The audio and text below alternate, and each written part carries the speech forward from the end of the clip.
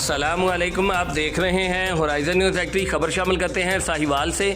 وزیر اعلیٰ پنجاب کے ویژن کے مطابق شہریوں کے اعتماد کی بحالی میں اہم پیش رفت۔ 90 لاکھ روپے سے زائد مالیت، 240 سے زائد چوری اور گم شدہ موبائل فون اصل مالکان کے حوالے۔ چوری اور گم شدہ موبائل فونز کی واپسی شہریوں کا پولیس پر اعتماد بحال کرنے کی جانب اہم قدم ہے۔ D P O Sahiwal. District police officer Sahiwal Muhammad Usman Tipu نے D P O office complaint cell میں منعقدہ تقریب کے دوران ماہ مارچ اور اپریل میں ٹریس ہونے والے 90 لاکھ روپے سے زائد مالیت کے 240 عدد موبائل فونز ان کے اصل مالکان کے حوالے کیے۔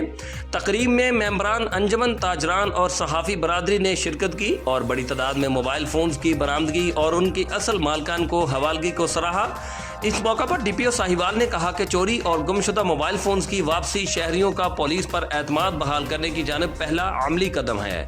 انہوں نے کہا کہ وزیر اعلیٰ پنجاب مریم نواز کے ویژن اور آئی جی پنجاب کی ہدایت کی روشنی میں پنجاب پولیس اور بالخصوص ساہیوال پولیس شہریوں کے جان و مال کے تحفظ اور عوامی اعتماد کی بحالی کے لیے تمام دستیاب وسائل بروئے کار لا رہی ہے۔